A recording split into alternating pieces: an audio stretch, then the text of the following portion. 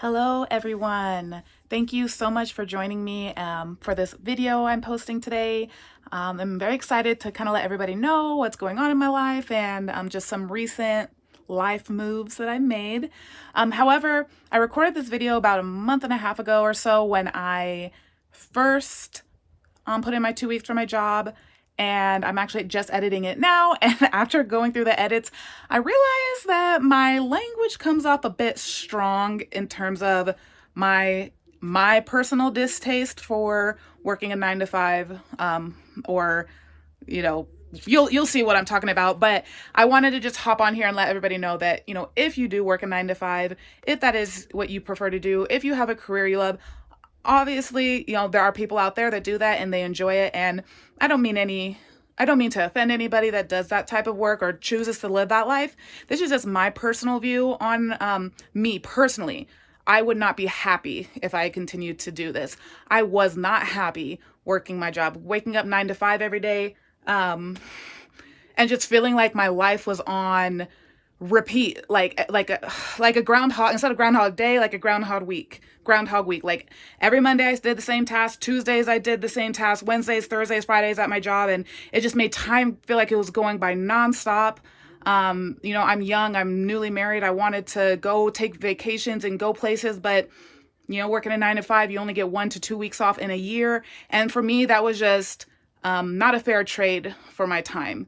And so when I'm explaining this video is definitely for other entrepreneurs or entrepreneur wannabes, maybe people that are aspiring to make a change themselves. And then another disclaimer, I started a business with my husband, as you'll see in the video. And so I'm not telling anybody to go out there and quit your job because you want to be free and you want to live life to the fullest. Make sure you have a plan. Make sure you come up with something else. Obviously, we need income. We got to pay rent. We have bills to pay, we have things we have to do. So I'm by no means telling anybody to go quit their job unless you find an alternative. And one more disclaimer, when I recorded this video, it's been so long since I've done a YouTube video that I forgot to record it in this dimension where, as you can see, I take up your entire computer or cell phone screen, whatever you're watching me on. I actually recorded it vertical in my phone stand on my way to work. So unfortunately, you're going to have those black bars on the left and the right side of the video. I apologize. My next video is going to be like that too because I did the same thing. But after that, I know better. That's a rookie mistake. So thank you for bearing with me with the rookie mistake of filming in the wrong direction. So without further ado, run the tape.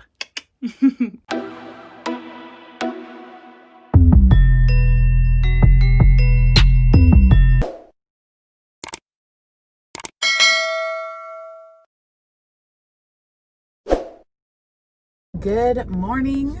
Today is August 10th, 2020. Today is a very important day for 2 reasons. It is my mother's 50th birthday, so happy birthday, Mom. I love you so much, and I can't wait for you to see, I can't wait to see you, in the next few days. COVID-19 really makes it hard to celebrate with the ones you love, but it doesn't make it hard to let the ones you love know that you are thinking of them, and I am thinking of you. You raise a very strong young woman, and it's because of the way you raised me that I'm able to make my second announcement. The other reason why today is a very wonderful day, a big day for me, is because I'm going to be putting in my letter of resignation at my current job. And I truly believe that this may be the last 2 weeks I ever work a 9 to 5. So, since I do have to work a 9 to 5, I'm going to get going and talk to you guys the rest of the way. Going to get some coffee. So right now I work for a bank, and why am I giving that job away? Where do I even want to start? I started my own business with my husband, and a few months ago, or rewind a year ago, when him and I just met, and even a few months before that, I didn't even know what entrepreneurship was. I didn't know any of that. I just know I went to college, I got a degree, I got a Spanish degree, but I didn't know, you can be a doctor, a lawyer, a policeman, work for a bank, you can work at a restaurant. Those are the only jobs I knew. I didn't know there were other ways of living your life. I guess I technically knew about, okay, I guess she's gonna let me go. I guess I knew that there were such things as entrepreneurs, but I thought if you're gonna be an entrepreneur, you had to like start a restaurant or some brick and mortar type of thing. So fast forward to earlier this year, like I said, it's August 10th today. At the beginning of this year, my husband and I came across, well, we were fiancés at the time, but we came across a type of real estate, or just real estate in general, where we realized it would be a way and be a means to buy our freedom. So, you know, you hear a lot of gimmicky things like, oh, what would you do if I told you that you can make, you know, you see those type of videos all the time. Well, kind of like that. It's like, well, what would you do? What would you do right now, the people I'm talking to? If I told you you could work whatever hours you want, you could enjoy the work you do, you know, you don't have to show up somewhere 9 to 5, and you're gonna be able to buy your freedom. And a few months ago, we came across this new line of business that we're into, and one of the first things we did was watch a lot of YouTube videos, listen to a lot of podcasts. And one of the things that the YouTube videos and podcasts always mention is they first try to get you out of your mindset of being fearful. You know, everybody's like, go to school, get a job, go to school, get a job, work that job until you're 60 years old, and then hopefully retire with benefits and or with a pension of some sort, and live out your 60s and on happily. And even from the jump, like, you're telling me I have to give away the best years of my life? I have to give away the years that I'm raising my children? I have to give that all away just to maybe, hopefully, be able to have freedom by the time I'm 60? Like, I know that's the American dream, but how is that a dream? Like, it sounds like a nightmare to me. But that's what I thought it was. But people choose that slavery. That I feel like it's a type of slavery. They choose that because of the security and because of what societal norms tell you.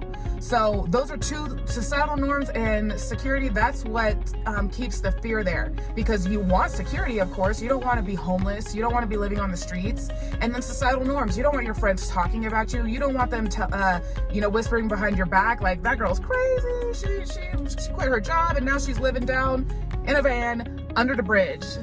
You know, you don't want those things. So the fear of what people will say about you and the fear of what will happen to you keeps so many people enslaved in this narrow road of what you should do with your life. Okay, so much so that there are statistics that show you that where this road is ending. It's not like a road with a light at the end of the tunnel that you think is good. No, we know what's at the end of the tunnel. I'm going to give you a rough statistic because I don't know the exact percentages, but it's pretty close to this, okay?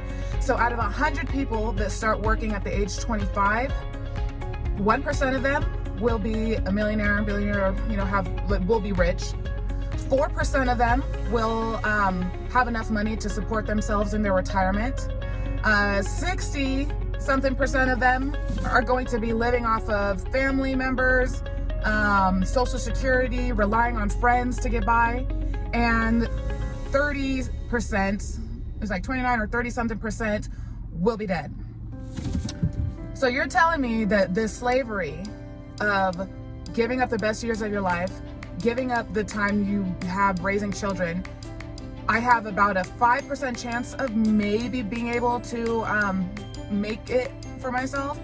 And then don't even put on the fact of what it means to be a person of color, or what it means to be a woman of color, and what it means to be born in one certain working class, or whatever the class you were born into, the statistics of how many people actually make it out of that class. Let's not even talk about the statistics, but let's just talk about that.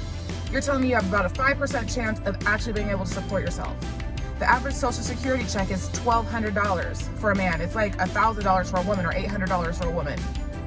Okay, so you're telling me at the end of 60, I get a ball out on $1,200 a month. Yeah, I don't hear applause either. So what keeps people from taking the leap, what keeps people from jumping, is the fear of what I said. And logically speaking, you can think about it and be like, man, what's more worth it?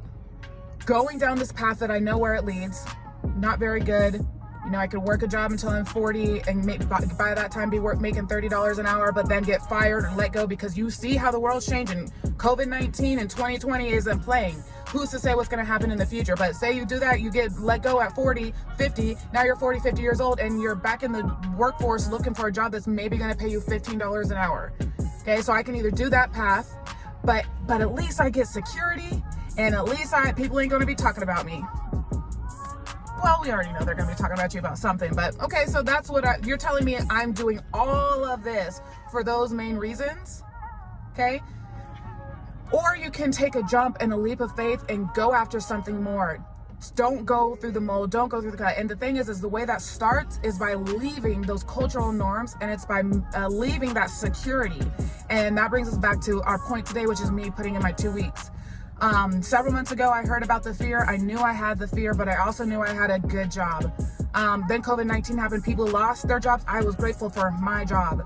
But then I started to hear God speak to me about like this other business I'm running and saying, girl, jump, go ahead, do that. He was speaking to me in a few ways. The fact of the success that my husband and I are having in this. We did one deal and I made almost the same amount of money in this one deal that took us probably like a month. I made the same amount of money in that one deal that I made working from April to December in my job last year. Just like a couple $1,000s less. I made the same exact amount of money. So there he is like, here, baby girl, look at this. I'm providing for you. Okay, I didn't catch the hint yet. Well, I want to move up in my job. That's Takoya. Takoya likes to get promoted. Takoya likes to go places. Well, the woman in my job that works in the position, because I'm a teller at the bank, y'all. I am a Black, educated, bilingual woman, and I've been at this job for over a year, and I'm still at the base level at a teller. Well, the banker position above me, she left several months ago. Why am I not there?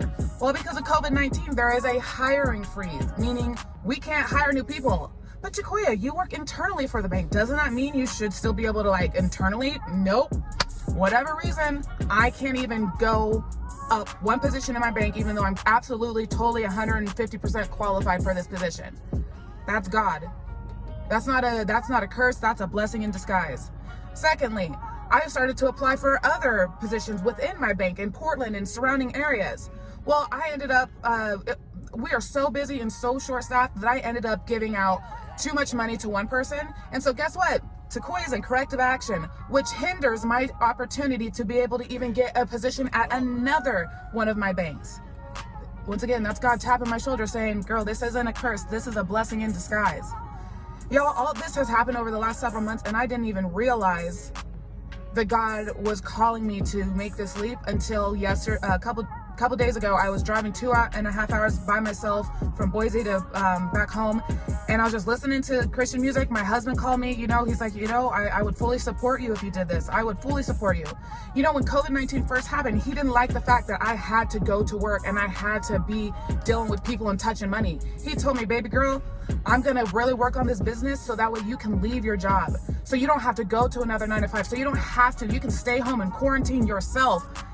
And it's just amazing that God, and that's God too, because God called us to a life of celibacy. God called us to get married. We are now 4 months into our marriage. And I have an amazing husband that supports me, and he's studying business. He's a business marketing, he's gonna get his master's in a couple of weeks. But he supports me leaving. He's the one that helped us get this job, and he came from God. So long story short, y'all, I'm about to put in my 2 weeks, and this will be the last 2 weeks I ever work a 9 to 5. But let me get my coffee now, because I gotta make it through these 2 weeks still.